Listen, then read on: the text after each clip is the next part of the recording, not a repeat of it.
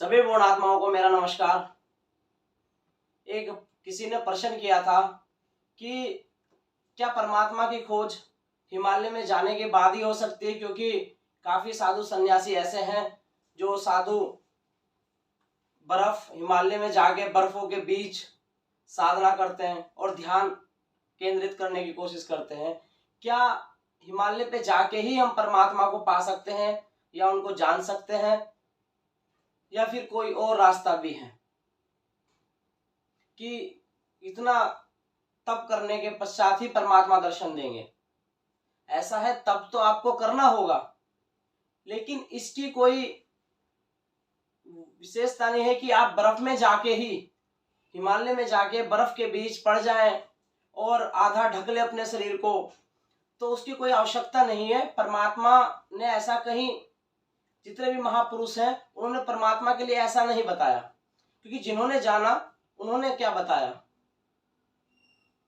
जानने वाला सिर्फ एक ही बात बताता है, कोई आवश्यकता नहीं है हिमालय या बर्फ में। सिर्फ वो हमारी एक नेचर, प्रकृति इतनी खूबसूरत होता है कि वहां जाने से हम ध्यान की ओर आकर्षित होते हैं, हमें अच्छा फील होता है, इसलिए वो जगह बताई गई है। लेकिन ऐसा नहीं बताया गया कि वहां जाके ही परमात्मा के दर्शन होंगे। परमात्मा के दर्शन कहीं भी हो सकते हैं, सिर्फ आपको व्यवस्था बनानी है अपने साथ ध्यान में बैठने की।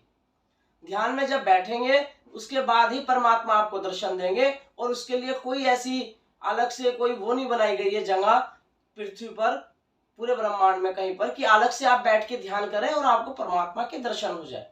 परमात्मा के दर्शन के लिए आप कहीं पर भी बैठ सकते हैं, बस एक व्यवस्था ऐसी बनानी होगी जहां शोर शराबा ना हो, व्यक्ति आवाजें ना आ रही हो। एक आपको समय चुनना होगा। परिवार में रहते हैं तो जब परिवार गहरी निद्रा में होता है तब आपको समय चुनना होगा।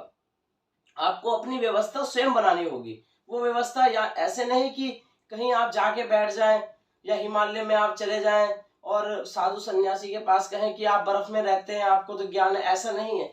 बर्फ में रहना ये सिद्धांत, इसका ये मतलब नहीं होगा कि उनको सच में ज्ञान है, सच में उन्होंने परमात्मा को पा लिया, सच में उन्होंने जान लिया, ब्रह्मांड को जान लिया। ऐसा नहीं है। जानने वाला कहीं भी जान सकता है, चाहे वो पेड़ हो, चाहे वो हिमालय हो, चाहे वो घर हो, चाहे वो कोई भी स्थिति हो, कोई भी कमरा हो, वहां पे स्थिति आपको बनानी होगी परमात्मा को जानने की और स्वयं को जानने की। और स्वयं को जानने के बाद ही आप परमात्मा को जान पाएंगे। ऐसे लोग यहाँ बहुत हैं जो माया से भ्रमित है कि हमें बता दिया गया। अरे भाई, जब तक आपने खोज ही नहीं करी तो आपको बताया किसने? किसने बताया आपको कि कोई आवश्यकता नहीं है हिमालय या बर्फ में जाने की? जाइए। मैं ये नहीं कह रहा हूं कि हिमालय या बर्फ वहां नहीं जाना, जाना है। बर्फ में आप जाइए, हिमालय में आप जाइए, वहां आप प्रकृति की खूबसूरती देखिए। वहां जाके ही आपको अनुभव होना शुरू होगा कि शांति भी कोई चीज है, जो हमारे अंदर से एक आवाज उठती है कि बड़ा आनंद आया। पर आनंद लिया किसने? कौन है जो आनंद ले रहा है? वहां तक पहुंचना है, और उसे पहुंचने के लिए कोई एक जगह का स्थान परमात्मा ने नहीं चुना, क्योंकि परमात्मा ने अगर बनाया है तो पूरी पृथ्वी को बनाया है। एक स्थान उन्होंने नहीं बनाया। एक स्थान में ज्यादा चीज और एक स्थान में कम चीज, ऐसा नहीं हो सकता। वहां की ऊर्जा, हिमालय की ऊर्जा आपको और ज्यादा वो करेगी अंदर से कि आप ध्यान के लिए बैठे। आप उन साधु को देखोगे जो वहां पड़े, काफी ध्यान में है, बर्फ में पड़ के ध्यान कर रहे हैं, तो आपको अंदर से प्रश्न उठेगा कि ये भी तो है, ये भी तो कुछ खोजना चाह रहे हैं, हम क्यों नहीं खोजना चाह रहे? ऐसा क्या है? तो इसलिए स्वयं के साथ बैठे और कहीं भी बैठे, कोई एक स्थान चुनने की कोई आवश्यकता नहीं है। स्थान मतलब कि एक जगह किसी ने बता दिया और वहीं आप चले गए, नहीं। वो स्थान आप अपनी मर्जी से, जहां आपको अच्छा फील होता हो, अच्छा अनुभव होता हो, चाहे वो हिमालय हो, चाहे आपका घर हो, चाहे कोई भी स्थान हो, उसमें आप बैठे और ध्यान केंद्रित करें। फिर आपको परमात्मा के दर्शन होंगे। और एक जगह जाना या किसी ने बता दिया आपको या किसी ने आपको कह दिया, ये सिर्फ माया, यानी मन आपको भ्रमित करता है। बार बार मन आपको भ्रमित करता है, और ऐसे ही मन भ्रमित करता रहेगा, क्योंकि ये माया का काम है जिस शरीर में आप सारे अनुभव कर पा रहे हैं। इस शरीर के माध्यम से आप सारे अनुभव कर पाते हैं, क्योंकि पूरे शरीर, जब तक आप इसमें ऊर्जा रहेंगे तो वो अपना काम भी तो शरीर करेगा। वो जो इंद्रियां हैं उनका काम भी तो है, जो विचार है, सोच है, टेस्ट है, अनुभव है, वायु का अनुभव है, जो भी आप अनुभव करते हैं वो सब अनुभव क्या है? वो माया है, मन है। लेकिन अनुभव करता मन और माया नहीं है, अनुभव करता नहीं है, जो अनुभव कर रहा है। लेकिन तुम्हें लगता है कि अनुभव मैं कर रहा हूं, अनुभव करता मालिक है।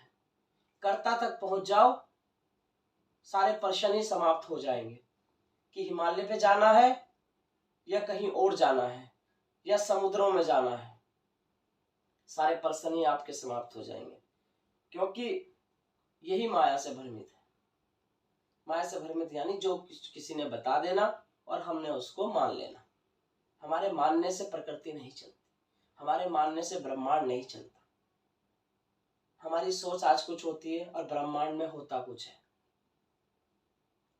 आप इतनी आसानी से मन से नहीं जान पाओगे, उसके लिए स्वयं के साथ बैठना होगा, निर्विचार अवस्था को प्राप्त करना होगा। गुरुओं की कमी नहीं है पृथ्वी पर, कमी नहीं है गुरुओं, पर गुरु वो है जो आपको कहे कि आपके अंदर, स्वयं के अंदर ही परमात्मा है। उसका आप जब तक खोज ना करें, आप परमात्मा से बहुत दूर होंगे, बहुत दूर। अलग अलग गुरु हैं, अलग अलग विचार हैं, अलग अलग मान्यता है, लेकिन विचार, मान्यता और मन, इनसे ऊपर है परमात्मा। परमात्मा इनसे नीचे नहीं। मन, विचार, ये सब माया है, इनसे भ्रमित रहोगे। इसलिए जितना हो सके दूसरों को सुनो, लेकिन अपने अंदर एक आवाज डालो कि वाकई में ही कि कौन है अंदर, अनुभव करता कौन है। सुनने के बाद नए नए विचार आते हैं, क्या ये मैं हूं? क्या मैं अनुभव करता हूं कि मैं एक विचार हूं? आप विचार नहीं है, आप एक अनुभव करता है, अनुभव करता है आप। वहां तक आपको जाना होगा, तब ही जाके आप परमात्मा को जान सकते हैं, अन्यथा आप परमात्मा को नहीं जान सकते। इसके लिए बैठना होगा, कोई कहीं भी बैठे, हिमालय की आवश्यकता नहीं। हिमालय पे जाए बहुत अच्छा, लेकिन आवश्यकता नहीं, जरूरी नहीं। कोई लास्ट वो नहीं है कि लास्ट स्टेज है कि यहाँ पे जाना ही जाना है, वो रास्ता नहीं। रास्ता आप कहीं भी जा सकते हैं, सिर्फ बैठना स्वयं के साथ है। एकांत में बैठे और कहीं भी व्यवस्था बनाए और स्वयं को जाने। बाहर के प्रश्नों से ना उत्तर लेना, प्रश्न आपके अंदर है, उत्तर भी आपके अंदर है, तो उत्तर अपना ही लेना, बाहर से मत लेना, बाहर से उत्तर मत लेना। तो जितने भी पुण्य आत्मा मुझे सुन रहे हैं, सबको मेरा नमस्कार।